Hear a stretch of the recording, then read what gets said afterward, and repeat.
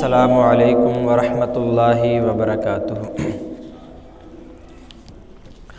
ان الحمد للہ نحمده ونستعینه ونستغفره ونعوذ باللہ من شرور انفسنا ومن سیئات اعمالنا من يهده الله فلا مضل له ومن يضلل فلا هادي له اشهد ان لا الہ الا اللہ وحدہ لا شریک له واشهد ان محمدا عبده ورسوله اما بعد فان خیر الحدیث کتاب اللہ وخیر الہدی ہدی محمد صلی اللہ علیہ وسلم وشر الامور محدثاتها وكل محدثة بدعة وَكُلُّ بِدْعَةٍ ضَلَالَةٍ وَكُلُّ ضَلَالَةٍ فِي النَّارِ۔ اعوذ باللہ السمیع العلیم من الشیطان الرجیم۔ یا ایہا الناس اتقوا ربکم الذی خلقکم من نفس واحدہ وخلق منها زوجها وبث منهما رجالا كثيرا ونساء واتقوا الله الذي تساءلون به والأرحام إن الله كان عليكم رقيبا۔ يا أيها الذين آمنوا اتقوا الله وقولوا قولا سديدا يصلح لكم أعمالكم ويغفر لكم ذنوبكم ومن يطع الله ورسوله فقد فاز فوزا عظيما۔ بسم اللہ الرحمن الرحیم۔ یا ایہا المدثر قم فانذر وربک فکبر وثیابک فطہر۔ ہر قسم کی حمد و ثنا، تمہیدات، تمجیدات، ہر قسم کی یکتائی، بڑھائی، شہنشائی، وحدائی، کبریائی اللہ وحدہ لا شریک کے لیے۔ انگنت لا تعداد بے حد و شمار درود و سلام جناب محمد الرسول اللہ صلی اللہ علیہ وسلم کی ذات گرامی پر۔ محترم، محتشم، مکرم دوستوں، بزرگوں اور میری اسلامی روحانی ماؤں اور بہنوں، پیارے پیغمبر جناب محمد الرسول اللہ صلی اللہ علیہ وسلم پر جب سب سے پہلے وحی نازل ہوئی، اقرأ بسم ربک الذی خلق خلق الانسان من علق اقرأ وربک الاکرم۔ اے میرے نبی، اے میرے پیغمبر، میں نے آپ کے سر پر نبوت کا ساج سجانا ہے۔ آپ کے سر پہ جو تاج اب رکھنے جا رہا ہے وہ نبوت کا تاج ہے۔ آپ کو پوری امت کی سربراہی دی جا رہی ہے، تو آپ نے کرنا کیا ہے؟ میں آپ کو اپنا محبوب بنانے والا ہوں۔ آپ نے کرنا کیا ہے؟ وَثِيَابَكَ فَطَهِّرْ، آپ نے طہارت حاصل کرنی ہے، ہمیشہ اپنے آپ کو پاک اور صاف رکھنا ہے۔ اس کے ساتھ ساتھ وَثِيَابَكَ، اپنے کپڑوں کو بھی پاک اور صاف رکھنا ہے۔ ایک بندہ ہے، اس کو وضو کا طریقہ بھی بہت اچھا اور بہترین آتا ہے، اور اچھی طرح وضو کرتا بھی ہے، اور غسل کا طریقہ بھی اسے اچھی طرح آتا ہے، نماز بھی بالکل اسی طریقے کے مطابق آتی ہے جس طرح پیارے پیغمبر نے ہمیں بتلائی ہے اور پڑھ کے دکھلائی ہے، جس طرح ہمیں صحابہ نے بیان کیا ہے، سیم اسی طرح وہ نماز پڑھتا ہے۔ لیکن کمی صرف ایک چیز کی ہے کہ اس کے کپڑے پاک اور صاف نہیں ہیں، اور کپڑے اس کے شریعت کے مطابق نہیں ہیں۔ کیا اس کی نماز اور یہ وضو کرنا اور یہ طہارت حاصل کرنا کیا کسی کام آئے گا؟ یقیناً اس کا کسی کام نہیں آئے گا جب اس کے کپڑے ہی پاک صاف نہیں ہوں گے۔ جس طرح رسول اللہ صلی اللہ علیہ وسلم نے ہمیں وضو کا طریقہ بتلایا، غسل کا طریقہ بتلایا، نماز کا طریقہ بتلایا، حج، روزے، جتنے بھی عبادات ہیں، ساری کی ساری عبادات کے جو احکام ہم کو بتلائے ہیں، احکام ہم کو سکھلائے ہیں، اسی طرح ہمیں رسول اللہ صلی اللہ علیہ وسلم نے لباس پہننے کا طریقہ، شریعت کے مطابق کس طرح لباس پہنا جائے گا اور کس طرح اس کو پاک اور صاف رکھا جائے گا، یہ بھی طریقہ ہمیں سکھلایا ہے۔ کیونکہ اللہ تعالیٰ نے یہ جو ابن آدم ہے نا اس کو اشرف المخلوقات کا لقب دیا ہے. وجہ اس کی یہ ہے کہ پوری دنیا کے اندر جتنی بھی مخلوقات ہیں سب سے زیادہ شرم اور حیا جو اللہ تعالیٰ نے اس انسان کے اندر رکھا ہے کسی کے اندر نہیں رکھا، اس لیے کہا یہ اشرف المخلوقات ہے. یا بنی آدم قد انزلنا الیکم لباسا یواری سوآتکم وریشا، اے ابن آدم جو میں نے تم کو لباس والی نعمت عطا کی ہے نا، یواری سوآتکم وریشا، یہ میں نے اس لیے عطا کی ہے کہ تمہارے اندر میں نے شرم اور حیا رکھا ہے، اور شرم اور حیا کی وجہ سے آپ یہ چاہتے ہیں کہ آپ کا جو بدن ہے یہ ڈھانپا ہوا ہونا چاہیے. لباس یواری سوآتکم وریشا، اس لیے میں نے آپ کو لباس عطا کیا ہے تاکہ تم میرا شکریہ ادا کرو. سب سے پہلے جو حملہ شیطان نے ابن آدم پہ کیا اور آدم پہ کیا، حضرت آدم علیہ السلام پہ، وہ لباس والا ہی تھا.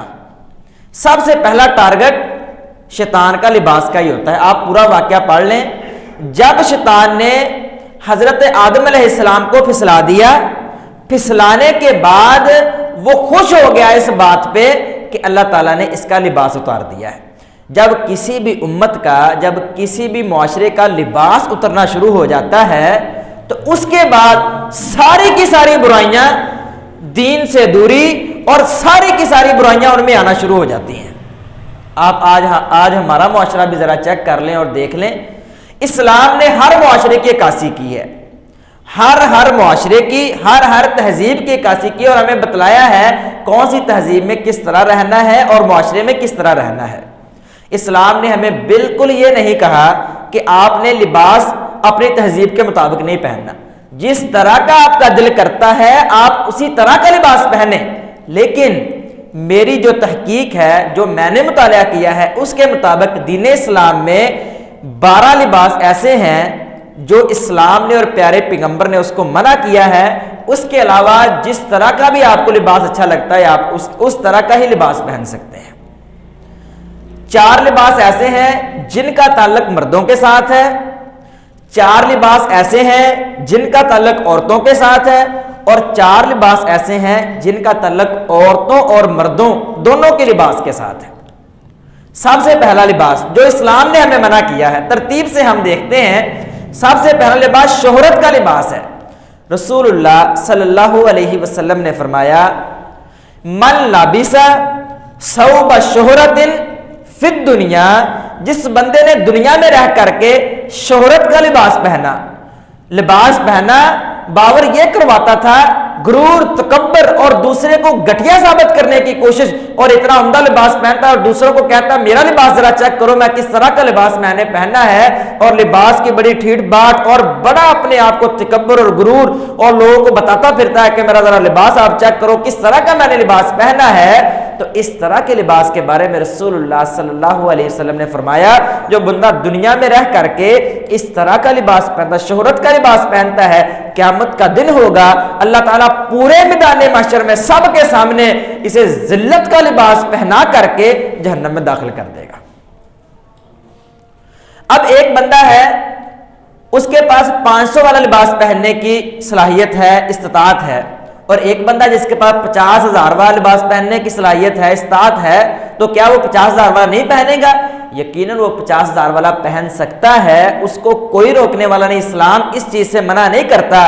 لیکن جو بندہ 5,000 والا پہن کے اس کے بعد جس نے 500 والا پہنا ہے اس کو گٹھیا ثابت کرنے کی کوشش کرتا ہے، اسلام اس سے منع کرتا ہے.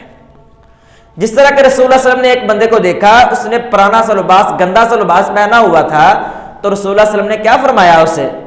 کیا تیرے پاس کوئی مال و متاع نہیں ہے، کوئی ایسا اتنے پیسے نہیں ہیں، روپے پیسہ نہیں ہے کہ تو اچھا لباس پہن سکے، نیا لباس پہن سکے؟ اسلام ہمیں اس چیز سے منع نہیں کرتا، لیکن جو شہرت کا لباس ہے اسلام اس چیز سے منع کرتا ہے جو بندہ شہرت کا لباس پہنتا ہے. دوسرا ہے تنگ لباس. اللہ تعالیٰ فرماتے ہیں یواری سوآتکم وریشا، ہم نے لباس اس لیے نازل کیا ہے تاکہ آپ کے بدن کو ڈھانپ سکے، آپ کے بدن کو چھپا سکے. اگر آپ کا لباس اتنا تنگ ہے کہ آپ کے جو اعضاء ہیں وہ نظر آ رہے ہیں، شریعت نے اس طرح کے لباس کو حرام قرار دیا ہے۔ آپ ذرا آج بڑے بڑے شہروں میں اور باہر ذرا نکلیں اور دیکھیں کس طرح کے لباس چل رہے ہیں، ننگا آدمی اور بغیر ننگا کوئی پتہ ہی نہیں، بالکل بریک لباس، سارے کے سارے اعضاء بالکل صاف نظر آ رہے ہیں۔ رسول اللہ صلی اللہ علیہ وسلم کی بعثت سے پہلے جو کافر لوگ ہوا کرتے تھے نا، وہ طواف کیا کرتے تھے ننگے ہو کر، تو ان سے کوئی پوچھتا تھا کہ آپ ننگے ہو کے طواف کیوں کرتے ہیں، تو وہ آگے سے کہتے تھے کہ یہ ثواب ہے، یہ اگر ہم کپڑے پہن کے طواف کریں گے تو اس سے کم اجر ملے گا، اگر ہم کپڑے اتار کے ننگے ہو کے لباس پھر ہم طواف کریں گے تو اس سے زیادہ ثواب ملے گا۔ شیطان نے ان کے دل میں یہ بات ڈال رکھی تھی کہ اگر آپ ننگے طواف کرو گے، کپڑے اتار کے طواف کرو گے تو زیادہ ثواب ملے گا۔ لیکن آج 1500 سال کی صدی گزر جانے کے بعد آج شیطان نے ہمیں اسی طرف دھکیلنا شروع کر دیا ہے۔ تب تھا کہ آپ کو ثواب ملے گا، آج شیطان نے ہمارے ذہنوں میں یہ ڈال دیا ہے کہ جدید دور ہے، ماڈرن دور ہے، روشن خیالی ہے، میرا جسم میری مرضی ہے، اس طرح کے سارے جان سے دے کر کے اگر اسے کہا جائے تو کہتا ہے یار آپ کون سے پرانے دور میں چل رہے ہیں، یہ نیا دور ہے، یہ جدید دور کی باتیں آپ کریں، یہ جدید دور میں اس طرح کا لباس پہنا جاتا ہے۔ تو رسول اللہ صلی اللہ علیہ وسلم نے اس طرح کے لباس سے منع کیا ہے۔ تیسرا لباس ہے جس سے رسول اللہ صلی اللہ علیہ وسلم نے اور دین اسلام نے ہم کو منع کیا ہے، تیسرا لباس ہے تنگ لباس، ایک ہے بریک لباس اور تیسرا ہے تنگ لباس۔ ایک بندہ ہے اس نے لباس تو بریک نہیں پہنا لیکن تنگ اتنا پہنا ہے کہ سارے کے سارے جسم کی جو نمائش ہو رہی ہے، سارے کے سارے جسم کا جو سائز ہے، جو اعضاء ان کا سائز نظر آ رہا ہے، تو اس طرح کے بھی لباس سے رسول اللہ صلی اللہ علیہ وسلم نے منع کیا ہے۔ یواری سوآتکم وریشا، اس میں دونوں چیزیں آتی ہیں، لباس سے آپ کا جسم اور اعضاء بھی ڈھانپا ہونا چاہیے اور اس کی بناوٹ بھی نظر نہیں آنی چاہیے۔ اور چوتھا جو لباس ہے رسول اللہ صلی اللہ علیہ وسلم نے منع کیا ہے کفار کے لباس کے مشابہ لباس، کفار کے لباس سے مشابہ لباس پہننے سے ہمیں منع کیا گیا۔ اب اگر کفار آج کل یہ شلوار بھی پہننا شروع کر دیں تو کیا ہم اس سے بھی رک جائیں گے؟ نہیں، اس سے مطلب یہ ہے کہ جو ان کے مذہب کے مطابق لباس ہے ہم وہ لباس نہیں پہنیں گے۔ اب مثال کے طور پہ جو کافر لوگ ہیں، جو سکھ لوگ ہیں، وہ پگڑی باندھتے ہیں، پگڑی ہم بھی باندھتے ہیں، اسلام میں پگڑی باندھنے کا حکم ہے، ہم پگڑی باندھتے ہیں، وہ بھی پگڑی باندھتے ہیں، کپڑا وہ بھی وہی استعمال کرتے ہیں، کپڑا وہ بھی ہم بھی استعمال کرتے ہیں۔ فرق یہ ہے کہ اس کی جو سٹائل ہے وہ اور ہے اور ہمارا سٹائل اور ہے۔ اگر آپ دور سے کسی بندے کو دیکھیں تو آپ فوراً کہہ دیں گے یہ سکھ آدمی ہے جس نے پگڑی باندھی ہے اور یہ مسلمان ہے جس نے پگڑی باندھی ہے۔ ان کی بالکل سٹائل کے مطابق آپ لباس نہیں پہن سکتے۔ جس طرح کے بعض لوگ کالا لباس پہنتے ہیں مخصوص ایام میں، تو اگر آپ بھی ان کے ساتھ مخصوص ایام میں کالا لباس پہنیں گے، سیاہ لباس پہنیں گے تو بالکل سیم اسی طرح وہ بھی حرام ہوگا اگر ہم انہی مخصوص ایام میں کالا لباس پہنیں گے۔ جو ان کی تہذیب، جس طرح کے عیسائی لوگ ہیں جب وہ اپنے عبادت خانے میں داخل ہوتے ہیں تو عجیب سا ایک لباس پہن لیتے ہیں، آپ نے دیکھا ہوگا عجیب سا ایک لباس پہن لیتے ہیں، اگر آپ ان کی طرح کا لباس پہنیں گے تب یہ حرام ہوگا۔ اس کے علاوہ اگر وہ بھی اس طرح کا لباس پہنتے اور ہم بھی اس طرح کا لباس پہنتے ہیں تو تب یہ حرام نہیں ہوگا۔ شرط یہ ہے کہ وہ بریک نہ ہو اتنا کہ آپ کے اعضاء نظر آتے ہوں اور اتنا وہ تنگ نہ ہو کہ آپ کے جو اعضاء ہیں ان کی نمائش ہو رہی ہے، ان کے سائز کی جو بناوٹ ہے وہ صاف نظر آ رہی ہو۔ اس کے علاوہ آپ کو جس طرح کا بھی اچھا لباس لگتا ہے آپ پہن سکتے ہیں، وہ کافر پہنتے ہوں، وہ یہودی پہنتے ہوں، وہ کوئی بھی پہنتے ہوں۔ اس میں شرط یہ ہے کہ ان کی تہذیب کے مطابق نہ ہو، یعنی ان کے مذہب کے مطابق نہ ہو، اور دو شرطیں اس میں پائی جاتی ہوں۔ ایک یہ ہے کہ وہ تنگ نہ ہو اتنا کہ آپ کا لباس نظر آ رہا ہو، آپ کے اعضاء نظر آ رہے ہیں، اور اتنا وہ باریک نہ ہو۔ اس کے علاوہ آپ لباس پہن سکتے ہیں۔ جو مردوں کے ساتھ جو ریلیٹڈ ہیں، 4 طرح کے لباس جو مردوں کے بارے میں ہیں، پہلا ان میں یہ ہے کہ وہ لباس ریشم کا نہ ہو۔ ریشم کے لباس کے بارے میں حضرت عمر رضی اللہ تعالیٰ عنہ سے روایت ہے کہ رسول اللہ صلی اللہ علیہ وسلم نے فرمایا جو بندہ دنیا میں رہ کر ریشم کا لباس پہنتا ہے قیامت والے دن اللہ تعالیٰ اسے ریشم کا لباس نہیں پہنائیں گے۔ دوسری روایت میں رسول اللہ صلی اللہ علیہ وسلم نے فرمایا صرف اور صرف دنیا میں رہ کے وہی بندہ لباس پہن سکتا ہے ریشم کا جو بندہ آخرت پہ یقین نہیں رکھتا. اس کے علاوہ کوئی بندہ ریشم کا لباس نہیں پہن سکتا، کیونکہ اللہ تعالیٰ نے اور پیارے پیغمبر نے اس کے بارے میں بہت زیادہ وعید، سخت وعید سنائی ہے. رسول اللہ صلی اللہ علیہ وسلم نے فرمایا قیامت کے نزدیک لوگ ریشم کے لباس کو پہننا حلال سمجھنا شروع کر دیں گے، اور اللہ تعالیٰ سزا کیا دے گا؟ قردۃً وخنازیرا. اللہ تعالیٰ قیامت کے نزدیک صرف اور صرف ریشم کو حلال سمجھنے کی وجہ سے اور ریشم پہننے کی وجہ سے اللہ تعالیٰ اس طرح کے لوگوں کو خنزیر اور بندر کی شکل بنا دے گا. اس میں ایک چیز ہے کہ تھوڑا سا لباس یعنی کپڑا قمیض ہے، اس میں تھوڑی سی کوئی جگہ آپ نے رفو کروانی ہے یا تھوڑی سی جگہ جیب وغیرہ یا اس طرح کی تھوڑی سی ایک کپڑا آپ لگا سکتے ہیں مجبوری کی بنا پہ، اگر آپ نے لگانا ہو تو وہ لگایا جا سکتا ہے. اس کے علاوہ ریشم اسلام میں بالکل حرام ہے. اس کے بارے میں رسول اللہ صلی اللہ علیہ وسلم نے فرمایا ہے قیامت کے نزدیک لوگ جب ریشم کو حلال سمجھ لیں گے تو اللہ تعالیٰ ان کو ان کی جو شکلیں ہیں وہ بندر اور خنزیر کے بنا دے گا. دوسرا ہے زعفران سے رنگا ہوا کپڑا، یہ بھی اسلام میں پہننا جائز نہیں ہے. زعفران اس سے رنگا ہوا کپڑا یہ بھی اسلام میں پہننا جائز نہیں، شریعت میں حرام رسول اللہ صلی اللہ علیہ وسلم نے قرار دیا ہے. عورتوں کے مشابہ لباس، جو عورتوں کے مشابہ لباس ہوگا یعنی رنگ میں عورتوں کے مشابہ ہو، بناوٹ میں عورتوں کے مشابہ ہو. ایک بندہ کھڑا ہے دور سے آپ دیکھ رہے ہیں، اس نے دوسری طرف منہ کیا ہوا ہے اور آپ دیکھ رہے ہیں اور آپ کو شک ہو رہا ہے یار لباس سے تو یہ پتہ نہیں عورت ہے یا مرد ہے، تو اس طرح کا لباس پہننے سے اللہ تعالیٰ نے اور رسول اللہ صلی اللہ علیہ وسلم نے شریعت میں منع کیا ہے. مردوں کے لباس کے حوالے سے آپ جس طرح کا بھی رنگ چاہیں آپ رنگ پہن سکتے ہیں، جس طرح کا بھی آپ چاہیں آپ لباس پہن سکتے ہیں. اس میں جو شرطیں ہیں وہ دو ہیں، ایک تو زعفران کا رنگ نہ ہو، دوسرا اس میں عورتوں کی مشابت نہ ہو، تیسرا اتنا باریک نہ ہو اور اتنا وہ باریک اور اتنا نہ ہو کہ آپ کی جو اعضاء ہیں وہ نظر آتے ہوں. اس کے علاوہ مرد جس طرح کا بھی لباس چاہیں وہ پہن سکتے ہیں. چوتھا ٹخنوں سے نیچے ان کا لباس نہ جاتا ہو، جو ٹخنوں سے نیچے لباس ہوگا اس کو بھی شریعت نے منع کیا ہے اور حرام قرار دیا ہے. اس میں دو طرح کی حدیث آتی ہے. پہلی حدیث آتی ہے لا ينظر اللہ الی من جر ثوبہ خیالا، جو بندہ اپنا لباس ٹخنوں سے نیچے رکھتا ہے قیامت والے دن اللہ تعالیٰ ینظر اللہ الی من جر ثوبہ خیالا، اللہ تعالیٰ رحمت کی نظر سے اس کی طرف نہیں دیکھے گا اور سخت ترین اللہ اسے عذاب دے گا. دوسری حدیث اس کے بارے میں آتی ہے جو بندہ تکبر سے اپنی شلوار ٹخنوں سے نیچے لٹکاتا ہے اللہ تعالیٰ قیامت والے دن اسے عذاب دیں گے. اب بعض لوگ کہتے ہیں شلوار ٹخنوں سے نیچے ہوتی ہے، ہم کہتے ہیں یار شلوار ٹخنوں سے اوپر کر لے، تو ان کا جواب یہ ہوتا ہے یار ہم کون سا تکبر سے شلوار نیچے لٹکاتے ہیں. آپ نے کئی بار سنا ہوگا ہم تکبر سے نیچے نہیں لٹکاتے، رسول اللہ صلی اللہ علیہ وسلم نے تو یہ فرمایا جو بندہ تکبر سے نیچے لٹکاتا ہے اس پر گناہ ہے، ہم تکبر سے نیچے نہیں لٹکاتے. حدیث کیا پیش کرتے ہیں حضرت ابوبکر صدیق والی، جو انہوں نے کہا تھا رسول اللہ صلی اللہ علیہ وسلم کو آ کے اللہ کے رسول میں شلوار ٹخنوں سے اوپر رکھنے کی کوشش کرتا ہوں لیکن خود بخود نیچے چلی جاتی ہے، تو رسول اللہ صلی اللہ علیہ وسلم نے فرمایا تھا آپ اس مسائل میں نہیں آتے جو فرمایا تھا پہلے کہ اگر آپ ٹخنوں سے نیچے شلوار رکھتے ہیں تو آپ کو اللہ تعالیٰ کی طرف رحمت کی نظر سے اللہ نہیں دیکھے گا. اس میں دو باتیں ہیں. رسول اللہ صلی اللہ علیہ وسلم نے دوسری حدیث ابن ماجہ کی ہے، اس میں پیارے پیغمبر نے وضاحت فرما دی. کیا فرمایا؟ ایاک و اسبال الازار فانہ المخیلہ، جو بندہ شلوار ٹخنوں سے نیچے رکھتا ہے یہی تکبر ہے. یہ نہیں کہا جو شلوار ٹخنوں سے نیچے رکھتا ہے تکبر کی وجہ سے، نہیں، یہ کہا جو بندہ شلوار ٹخنوں سے نیچے رکھتا ہے یہی تکبر ہے. ٹخنوں سے نیچے شلوار رکھنا یہی تکبر ہے. ایک بندہ ہے رسول اللہ صلی اللہ علیہ وسلم نے یہ فرمایا کہ آپ شلوار ٹخنوں سے نیچے نہ رکھیں اور پھر بھی وہ ٹخنوں سے نیچے رکھتا ہے اور کہتا ہے میں تکبر سے نہیں لٹکاتا شلوار، اس سے بڑا تکبر اور کیا ہوگا؟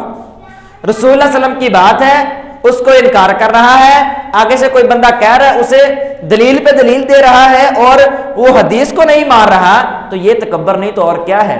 حضرت عبداللہ بن عمر رضی اللہ تعالیٰ عنہ، ان کو پیارے پیغمبر نے دیکھا کہ ان کی شلوار ٹخنوں سے نیچے تھی. رسول اللہ صلی اللہ علیہ وسلم نے فرمایا اے عبداللہ اپنی شلوار ٹخنوں سے اوپر کر لے.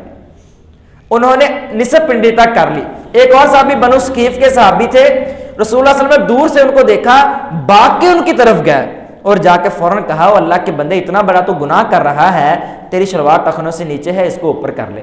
آپ مجھے بتائیں کہ جو یہ صحابہ ہیں کیا ان کے دل میں تکبر تھا جو شلوار ٹخنوں سے نیچے رکھتے تھے؟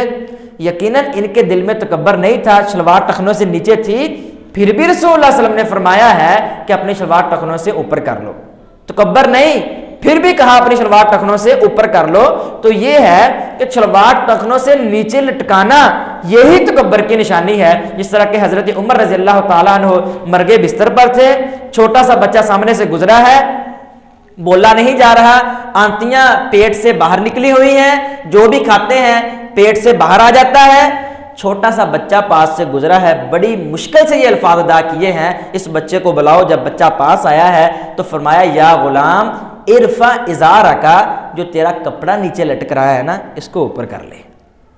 مرگے بستر پر بھی ہیں، پھر بھی ہم تو کہتے ہیں یار کوئی بات نہیں، اتنی چھوٹی چھوٹی بات تو ہوتی رہتی ہے، یہ ٹخنوں سے نیچے شلوار کرنا ہم تو اس کو گناہ ہی نہیں سمجھتے، جس کے بارے میں رسول اللہ صلی اللہ علیہ وسلم نے اتنی بڑی وعید سنائی ہے، لا ينظر اللہ الی من جر ثوبہ خیالا، اللہ تعالیٰ عذاب بھی دیں گے اور اس کی طرف نظر رحمت سے بھی نہیں دیکھیں گے۔ اور جو عورتوں کے ساتھ مشابہت رکھتے ہیں، جو عورتوں کو جس کے لیے منع کیا رسول اللہ صلی اللہ علیہ وسلم، وہ 4 طرح کے لباس ہیں۔ پہلا لباس ہے خوشبو، ایسا لباس جس کو خوشبو لگی ہو۔ رسول اللہ صلی اللہ علیہ وسلم نے اس طرح کی عورت کے بارے میں فرمایا ایما امرات استعرت، ایسی عورت جو اپنے قمیض کو اپنے لباس کو خوشبو لگاتی ہے پھر باہر نکلتی ہے، رسول اللہ صلی اللہ علیہ وسلم نے فرمایا اس طرح کی جو عورت ہے نا باہر نکلتی ہے خوشبو لگا کے تاکہ لوگ اس کی طرف دیکھیں، اس کی طرف مائل ہوں، یہ عورت زانیہ ہے۔ رسول اللہ صلی اللہ علیہ وسلم نے مہر لگائی ہے اس عورت پر جو عورت اپنے لباس پر خوشبو لگا کے باہر نکلتی ہے، اس طرح کی عورت کے بارے میں فرمایا یہ زانیہ ہے۔ خوشبوزدہ لباس عورتوں کے لیے بالکل منع ہے، شریعت نے حرام قرار دیا ہے۔ ایسا لباس جو بذات خود زینت ہو، جس طرح کے ہم برقعے، عورتیں جو برقعے پہنتی ہیں بذات خود یہ زینت ہیں، اتنے خوبصورت کپڑے نہ شاید لگتے ہوں جس طرح کے جتنے خوبصورت اوپر برقعے پہنے ہوتے ہیں۔ اور اسلام نے کیا کہا ہے وَلَا يُبْدِينَ زِينَتَهُنَّ، آپ کی زینت ظاہر نہیں ہونی چاہیے، اور آپ برقع پہنتے ہیں اور اس سے زیادہ برقع نہ پہنو تو اتنی زینت ظاہر نہیں ہو سکتی جتنی برقع پہن کے ظاہر ہو جاتی ہے۔ وَلَا يُبْدِينَ زِينَتَهُنَّ، یہ شیطان کا ایک وار ہے کہ اسلام نے ہمیں کہا کہ چادر پہننی ہے، اس نے چادر کے بارے میں بھی ہمیں فتنے میں ڈال دیا ہے۔ جس طرح کہ بنی اسرائیل کا واقعہ آپ نے سنا ہوگا کہ جس طرح انہیں کہا کہ ہفتے والے دن آپ نے مچھلیاں نہیں پکڑنی، انہوں نے مچھلیاں پکڑنی تو ترک کر دی، لیکن اس دن وہ چھوٹے چھوٹے وہ بنا دیتے تھے، اس کے اندر مچھلیاں گر جاتی تھیں، اگلے دن ان کو نکال لیتے تھے۔ صرف اسی سزا پہ اللہ تعالیٰ نے کونوا قردۃ خاسئین، اللہ تعالیٰ نے ان کو بندر اور خنزیر بنا دیا تھا۔ وہ شریعت کو کیا وہ اللہ تعالیٰ کے حکم کو نہیں مانتے تھے؟ حکم کو مانتے ہیں، ہفتے والے دن وہ مچھلیاں نہیں پکڑتے تھے، لیکن جو ریکوائرمنٹ تھی حکم ماننے کی وہ انہوں نے حکم نہیں مانا، اس لیے اللہ تعالیٰ نے ان کو یہ سزا دی ہے۔ اور یہی بات ہے، آج چادر بھی اوپر ہوتی ہے، جسم ڈانپا بھی ہوتا ہے اور برقع بھی پہنا ہوتا ہے اور لگتا بھی ہے کہ یہ اسلامی عورت ہے، لیکن اپنی نمائش اس طرح کی ہوتی ہے اور برقع اس طرح کا پہنا ہوا ہے اور اتنا ٹائٹ برقع پہنا ہوا ہے کہ وہ لباس سے بھی زیادہ اوور ہو جاتا ہے۔ تو یہ بھی اللہ تعالیٰ نے اور رسول اللہ صلی اللہ علیہ وسلم نے اس سے بھی منع کیا ہے۔ تیسرا ہے کہ مردوں کے مشابہ نہ لباس ہو، اس سے بھی رسول اللہ صلی اللہ علیہ وسلم نے منع کیا ہے۔ چوتھا ہے نصف پنڈلی، حضرت ام سلمہ رضی اللہ تعالیٰ عنہ فرماتے ہیں اللہ کے رسول مرد جو ہیں وہ نصف پنڈلی تک اپنا کپڑا رکھ سکتے ہیں، تو جو عورتیں ان کے لیے کیا حکم ہے؟ تو رسول اللہ صلی اللہ علیہ وسلم نے فرمایا عورت اپنی نصف پنڈلی پر کپڑا رکھ کے ایک بلشت ناپے، اس سے نیچا کپڑا رکھ لے، یعنی کہ اگر آپ ایک بلشت نیچے کریں گے تو آپ یقیناً دیکھیں گے کہ پاؤں تک کپڑا آئے گا۔ اچھا، حضرت ام سلمہ نے فرمایا اللہ کے رسول اگر جب عورت چلے گی تو اس کا پاؤں نظر آنے شروع ہو جائیں گے۔ رسول اللہ صلی اللہ علیہ وسلم نے فرمایا 2 بلشت رکھ لے، اگر اس سے بھی گزارا نہیں ہوتا 3 بلشت رکھ لے۔ نصف پنڈلی سے لاسٹ یہ ہے کہ آپ 3 بلشت نیچے کپڑا رکھ سکتے ہیں، عورت اس سے زیادہ نیچے کپڑا نہیں رکھ سکتی۔ آپ نے دیکھا ہوگا کہ آج کل عورتیں جو کپڑے بعض اوقات پہنتی اتنے بڑے کپڑے ہوتے ہیں کہ 3-4 عورتیں اٹھائی پھرتی ہیں ان کے پیچھے پیچھے، اتنے بڑے بڑے کپڑے پہنے ہوتے ہیں۔ تو اس سے رسول اللہ صلی اللہ علیہ وسلم نے منع کیا۔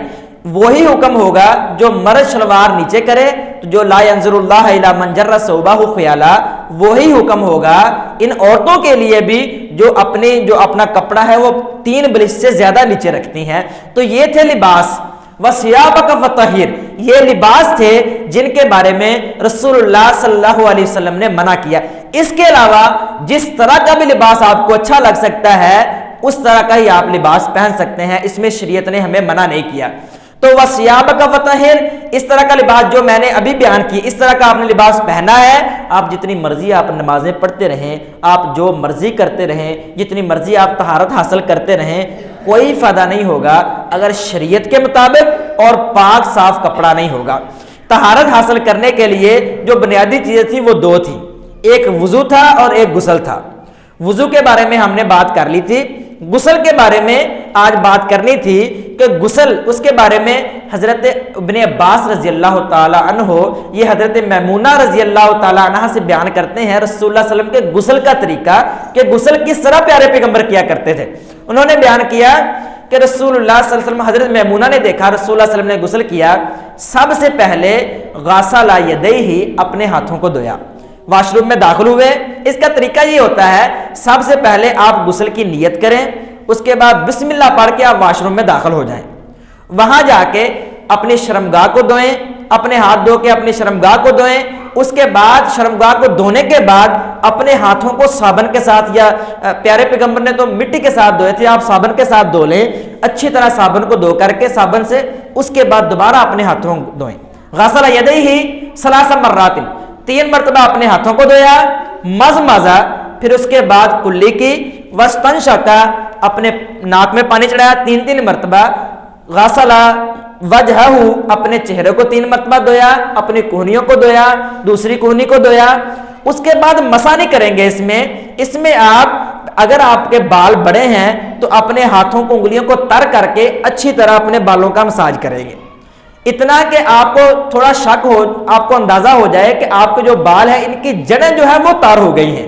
اس کے بعد 3 چلو، ایک چلو لیں گے دائیں طرف، دوسرا بائیں طرف، اور تیسرا جو لیں گے درمیان میں ڈالیں گے، اور اچھی طرح جب آپ کو اندازہ ہو جائے کہ آپ کے بالوں کی جو جڑیں ہیں یہ اچھی طرح تر ہو گئی ہیں، اس کے بعد دائیں طرف آپ پانی ڈالیں گے، اس کے طرف بائیں طرف ڈالیں گے، اس کے بعد پورے جسم پر آپ پانی بہا لیں گے تو آپ کا غسل بالکل کمپلیٹ ہے۔ اس کے بعد آپ جب غسل سے فارغ ہو جائیں، نہا کے فارغ ہو جائیں، تو سائیڈ پہ ہو کے آپ اپنے پاؤں دھوئیں گے۔ یہ ہے غسل کا پورا طریقہ۔ یہ ایسی چیزیں ہیں جو ہم کسی سے پوچھتے نہیں، صرف اس ڈر سے کہ یار دوسرا بندہ کیا کہے گا کہ آپ کو غسل کا طریقہ ہی نہیں آتا، آپ اتنے بڑے ہو گئے، مسلمان ہو گئے، آپ کو غسل کا طریقہ بھی نہیں آتا۔ اس میں ایک سوال اکثر کیا جاتا ہے کہ جب آپ نے غسل کر لیا، غسل کرنے کے بعد اگر آپ نے نماز پڑھنی ہے، کیا آپ دوبارہ وضو کریں گے یا اسی وضو کے ساتھ آپ نماز پڑھ سکتے ہیں؟ تو اس میں وضاحت ضروری ہے۔ اگر آپ نے غسل کیا، غسل کرنے کے دوران آپ کو یقین ہے کہ آپ کا جو ہاتھ ہے وہ آپ کی شرمگاہ کو نہیں لگا، پورا یقین ہے کہ شرمگاہ کو آپ کا ہاتھ نہیں لگا، عموماً یہ ہاتھ لگ جاتا ہے کیونکہ صابن وغیرہ لگانا ہوتا ہے تو ہاتھ لگ جاتا ہے۔ اگر آپ کو یقین ہے کہ آپ کا ہاتھ نہیں لگا تو آپ اسی غسل کے ساتھ، جیسے آپ نے غسل کیا ویسے ہی آپ نماز پڑھ سکتے ہیں، اس میں کوئی حرج نہیں۔ اگر آپ کو شک ہے یا آپ کا ہاتھ لگ گیا ہے شرمگاہ کو تو آپ دوبارہ وضو کریں گے اور دوبارہ پھر آ کے نماز پڑھیں گے۔ تو یہ ہے غسل کا طریقہ۔ آج ہم نے جو بات کی ہے وَثِيَابَكَ فَطَهِّرْ، پہلے اپنے کپڑوں کو پاک صاف رکھنا ہے، شریعت کے مطابق اپنے کپڑوں کو رکھنا ہے، اس کے بعد آپ نے طہارت حاصل کرنی ہے، اپنے آپ کو پاک اور صاف رکھنا ہے۔ اللہ سے دعا ہے کہ اللہ تعالی ہم کو قرآن و سنت کو سمجھ کر اس پر عمل کرنے کی توفیق عطا فرمائے۔ وآخر دعوانا الحمدللہ۔